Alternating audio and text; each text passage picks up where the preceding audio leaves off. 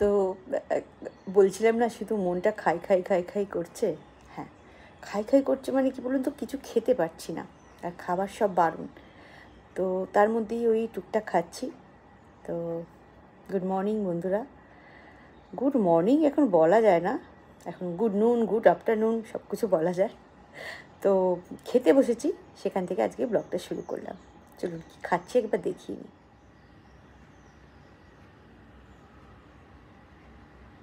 এইরকম গলা গলা খিচুড়ি, গলা গলা ভাত, এসবই চলছে।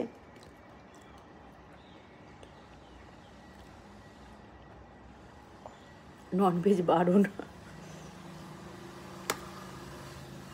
ঠিক আছে, শরীরটা সুস্থ হওয়াটা এক জরুরি, তাই না?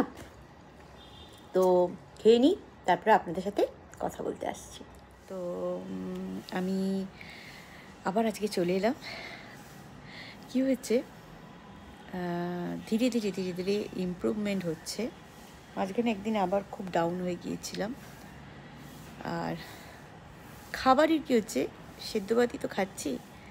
ডক্টর বলেছে আর 2 weeks পর মাছ শুরু করতে। আর মানে মাছ মাংস খেতে পারবো, মাংস খেতে পারবো না, মাছ খেতে পারবো এটা বলেছে। তো সেটা খুব হালকা করে রান্না করে খেতে হবে।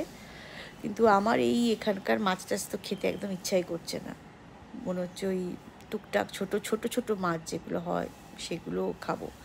মোরলা মাছ, পুঁটি মাছ, ছোটো ট্যাংরা, এখানে বড় ট্যাংরা পাওয়া যায়, ছোটো পাওয়া যায় না। ছোটো ট্যাংরা পাতলা ঝোল হবে, এইসব খাবো। তো এই হচ্ছে আমার হঠাৎ করে একটা আমাদের ওখানে একটা নাদুস মাছ বলে মাছ পাওয়া যায়, এরকম এরকম সাইজের পাওয়া যায়, অনেকটা কই মাছ ধরনের দেখতে। কই মাছ নয় কিন্তু সেটা, সেই মাছটা খেতে ইচ্ছা করছে। আপনারা জানেন আমি মাছ খেতে ভালোবাসি। তো বহুকাল তো কিছু খাইনি, সেই যে হয়েছিল শরীরটা খারাপ, তো মনটা সারাক্ষণ মাছ মাছ মাছ মাছ করছে।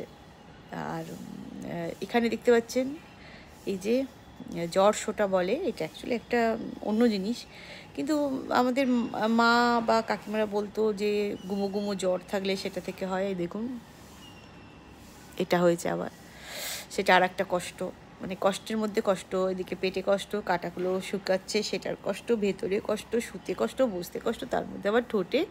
এটা কাল থেকে হয়েছে। আমি কোনো টক টক কিচ্ছু খাচ্ছি না, শুধু সেদ্ধ ভাতই খাচ্ছি, তবু হচ্ছে।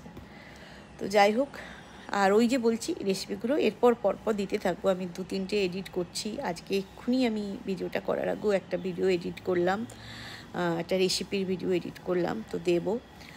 আর জাস্ট হচ্ছে যাওয়ার আগে 2 দিন আগে আমি একটা ব্লগ বানিয়েছিলাম, সেটা কিন্তু আগেকার ব্লগ, তার মানে সেই ব্লগটাও এডিট করব এক্ষুনি। এই যে বসে আছি জানলার ধারে, তো কী হয়, একটু বসে থাকলেও পেটে যন্ত্রণা হয়, আবার শুয়ে পড়লেও পেটে টান পড়ে, বেশ কষ্ট, বোধহয় কষ্টটা। আমি গিয়েছিলাম ডক্টরের কাছে, ডক্টর বললো থাকবে, এখন একটা অপারেশন হয়েছে, এখন কষ্ট থাকবে। জানি না, যারা বলে যে গলব্লাডার অপারেশন হলে কষ্ট হয় না, আমি বলছি যে অনেকের খুব কষ্ট হয়, আমার অন্তত হচ্ছে। এবং এখানে একটা বাচ্চা ছেলের হয়েছিল, তার মাও বলছিল তারাও খুব কষ্ট পেয়েছে। তো প্রত্যেকের আলাদা আলাদা রকম অপারেশান, এবং প্রত্যেকের যে অপারেশনের ধরনটাও আলাদা।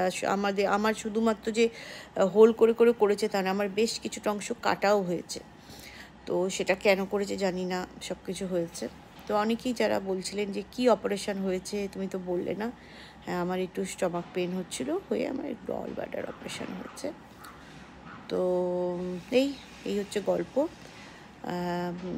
যারা যারা জানতে চাইছেন যে কেমন আছো দিদি, কী করছো, আমি তাই জন্যেই, অনেক দিন তো দিতাম না, তাই জন্য আমি রেগুলারই একটু ছোট্ট করে হলেও জানাচ্ছি যে আমি বেটার আছি। এখানে আমার সব বন্ধু বান্ধবরাও প্রচুর আমাকে সবসময় মেন্টালি সাপোর্ট করেছে। আর একজন বন্ধু তো সুন্দর সুন্দর আমার ছেলের জন্য খাবার, মানে কী হয়, আমি তো ছেলেকে খুব টেক কেয়ার করতাম, ওর আলাদা আলাদা ভালো লাগে। ওই বন্ধু এখানে খাবারও দিয়ে গেছে আমাকে রান্না করে। আর আমার খাবারটা তো সেদ্ধ খাবার, আর আমার হাজব্যান্ড, আর এর জন্য তো এখন তো আমি তো বাড়িতে কুক রাখিনি, আপনারা জানেন। একজন বাঙালি বন্ধুর কাছ থেকে নিই, অবাঙালি একজন বন্ধুও আছে, তার কাছ থেকেও নিই। তো এই ক্যাম্পাসে অনেকেরই হোম ডেলিভারি আছে, বাড়িতে রান্না করে দিয়ে যায়, এর থেকে আর ভালো জিনিস কিছু হয় না। বাঙালি খাবার পাই ও সবই দিয়ে যায়, ছানার ডালনা, এঁচোড়ের তরকারি, শুক্তো, পোস্ত, মানে যা যা হওয়ার বাঙালি রান্না সব রান্না করে, সেগুলো দিয়ে যাচ্ছে। ফলে আমার হাজব্যান্ড আর আমার ছেলের হয়ে যাচ্ছে, আর আমারটা আমার হাজব্যান্ড অনেকটাই হেল্প করে দিচ্ছে। আমার এখন ওই তক্ষুনি গরম গরম বানিয়ে দিলে হচ্ছে ও করে দিয়ে যাচ্ছে। আমি নিজেও মাঝে মাঝে একটু আজকাল করার চেষ্টা করছি, হাঁপিয়ে যাচ্ছি করতে গেলে। তো ওই জন্য বেশি চাপ নিচ্ছে না, চাপ নেওয়াও যাবে না, কিন্তু ডক্টর আমায় বললো ধীরে ধীরে একটুখানি নর্মাল লাইফে জোর করে আসার চেষ্টা করো, কারণ আমি ম্যাক্সিমাম সময়টাই দেখুন না কথা বলতে বলতে ঘুমিয়ে পড়ছি। এগুলো বোধহয় মেডিসিনের এফেক্ট বা অপারেশন হয়েছে তার এফেক্ট জানি না, চোখ চেয়ে থাকতে পারছি না। তো এই হচ্ছে কথা। আর এই ছোট্ট করে আবার এসে বললাম যে অনেকটা চেষ্টা করছি ভালো থাকার, হয়েও যাব, এটা তো নর্মাল প্রসিডিওর যে কোনো কিছু অপারেশন হলে ধীরে ধীরে ধীরে হয়, একটা বডি নিজেও অ্যাডজাস্ট করে, প্লাস একটুখানি অ্যাডজাস্ট করতে হয়, ব্যথা তো থাকবেই, একটা জায়গায় কাটা হলে ব্যথা তো হবেই। তো এই হচ্ছে গল্প। আর এরপরে যে ভিডিওগুলো দিতে থাকবো, অলরেডি একটা রেসিপির ভিডিও, বেশ মজাদার রেসিপির ভিডিও এডিট করেছি, ওগুলো সব শ্যুটিং করা ছিল, তো এডিট করে নিয়েছি, সেটা পোস্ট করব।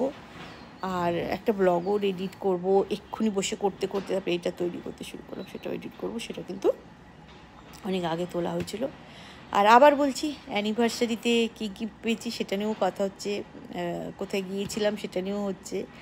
অ্যানিভার্সারির দিন যায়নি, সেটা কেন যায়নি, কি উপলক্ষে যায়নি আপনাদের ছোট্ট করে আগেও বোধহয় বলেছি, তো সেটাও জানাবো। সব কিছু ভালো থাকবেন আর সাথে থাকুন, দেখতে থাকুন। আমি কিন্তু আপনাদের জন্যই আসছি, কানেক্ট করছি, যে যারা জানতে চাইছেন কেমন আছো দিদি, কেমন আছো দিদি, হ্যাঁ এই যে দেখছেন এইরকমই আছি, হাসতেও কষ্ট হচ্ছে এটার জন্যে।